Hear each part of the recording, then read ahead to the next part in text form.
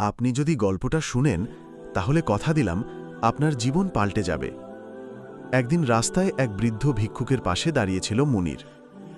সেদিন তার নিজের তেমন কিছু ছিল না, তবুও নিজের দুপুরের খাবার আর পকেটে থাকা সামান্য কিছু টাকা দিয়ে দিল বৃদ্ধকে। বৃদ্ধ কাঁদতে কাঁদতে বলল, আল্লাহ তোমাকে এমন কিছু দেবেন যা তুমি কল্পনাও করতে পারো না। মুনির একটু অবাক হলেও চুপচাপ চলে যায়। বছরের পর বছর কেটে যায়। মুনির হয়ে ওঠে সফল ব্যবসায়ী। জীবনে ওঠানামা ছিল, কিন্তু সে ওই দিনের ঘটনাটা ভুলে গিয়েছিল।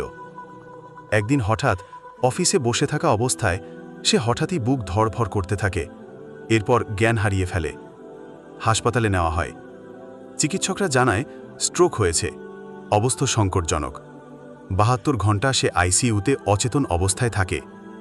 তৃতীয় রাতে যখন ডাক্তাররাও আশা ছেড়ে দিয়েছিল, তখন মুনির একটি স্বপ্ন দেখে। সে অন্ধকার এক জায়গায় দাঁড়িয়ে, সামনে সাদা পোশাক পরা কিছু ফেরেশতা দাঁড়িয়ে আছে। কারো মুখ দেখা যাচ্ছে না, কিন্তু সবার হাতে তার আমলনামা। ফেরেশতারা বলল, তোমার সময় শেষ। ঠিক তখনই আলোয় ভেসে আসে সেই বৃদ্ধ মানুষটি, সেই যাকে একদিন সে খাবার আর কিছু টাকা দিয়েছিল। তিনি বললেন, আল্লাহর হুকুমে আমি এসেছি। এই লোক একদিন আমাকে সাহায্য করেছিল। আমি সাক্ষ্য দিচ্ছি সে ভালো কাজ করেছিল। ফেরেশতারা থেমে যায়। তখন এক রহস্যময় কণ্ঠস্বর আসে, তাকে ফিরিয়ে দাও, সে এখনও আমার রাস্তায় কাজ করবে। হঠাৎ করে মুনিরের নিঃশ্বাস ফিরে আসে। ডাক্তাররা অবাক হয়ে যায়। কেউ বুঝতে পারে না এই অলৌকিক ঘটনাটি কিভাবে সম্ভব হলো। হাসপাতাল থেকে বেরিয়ে আসার পর মুনির জীবনের রং পাল্টে ফেলে।